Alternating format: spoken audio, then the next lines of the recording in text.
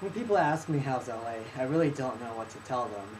But I have found that the most interesting stories that people are fascinated by are stories in which I interact with celebrities. Now, I know it's not cool to be starstruck, and I don't act starstruck unless it's someone I really, really admire. So, to name a few, let's see, who have I interacted with?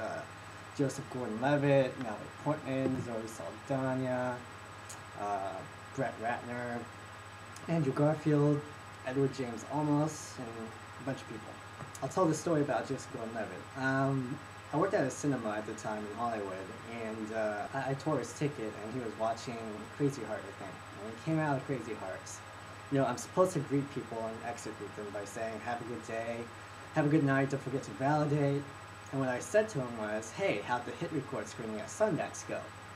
And he just lit up because he's really passionate about Hit Record, which is his company. And I happened to animate a scene or a shot on a project that went to Hit Record that was screened on at Sundance. So he actually chatted me up about Hit Record, and I'm a big fan of 500 Days of Summer, and I happen to have a name tag that said 500 Days of Summer. But I did not talk about 500 Days of Summer with them. Of all the movies that I talked about that I praised him for was G.I. Joe. I don't know why. I just said that G.I. Joe, he was the best part of the movie. And at the time, I didn't think I offended him.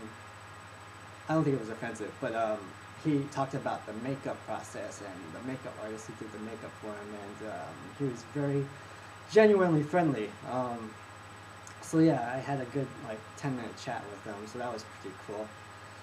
Who else? Natalie Portman. What's funny is that one of my jobs at the cinema was to introduce the film. Go around to each theater and introduce the film, tell people not to talk or activate their cell phones and stuff that would annoy people around them. So I did my greet, my introduction, and someone who looked like Natalie Portman was there. She sounded like Natalie Portman, looked like her.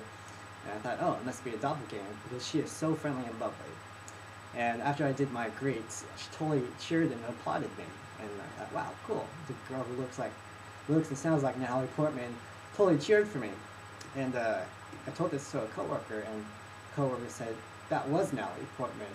And I was like, wow, I got validated by Natalie Portman. So that was an awesome moment. One time I interacted with Zoe Saldana from Avatar.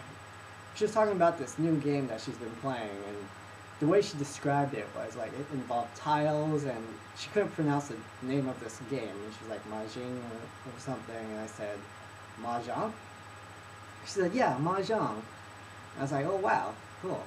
Do you have your own table and your own tile set? And she's like, no, I play on my iPad. I was like, oh. She doesn't have one of those automatic Mahjong tables, so that's something an iPad can't do. Automatically shuffle real tiles. Andrew Garfield, the new Spider-Man, came to my register and took his order, gave him his order, made the transaction, made him sign a receipt because he used a credit card. He actually didn't have to sign the receipt, I just had him sign it because he didn't spend more than $15 or $30 as required for a signature. Same with Edward James Olmos too. That was pretty cool. I told him I was a big fan of Battlestar, and he said, me too, me too. Brett Ratner, he was at the Bruce Lee panel at the Los Angeles Asian Pacific Film Festival, so that was cool meeting him briefly. He was very passionate about Bruce Lee's films and stuff, and martial arts in general.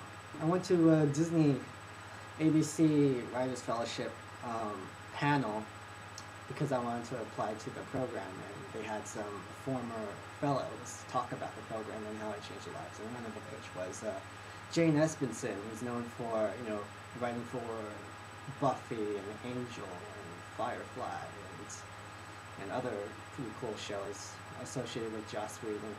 I wanted to talk to her, but I didn't know what to say, and she was like with a bunch of people. I didn't want to interrupt her conversation, so it totally made me think of Natalie Tran's video blog about awkward moments in social situations.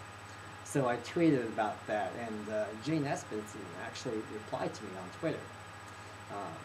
That's a great thing about Twitter. So I thought that was pretty cool. I didn't talk to her in person, but she interacted with me. on the internet. And I had also mentioned Natalie Tran on this tweet, and she replied to me, so that was like, yes! That was a highlight. It was an internet highlight. Lame as it sounds, but I'm a big fan of Natalie Tran, so those are some of the highlights of the people I've met in the year 2010.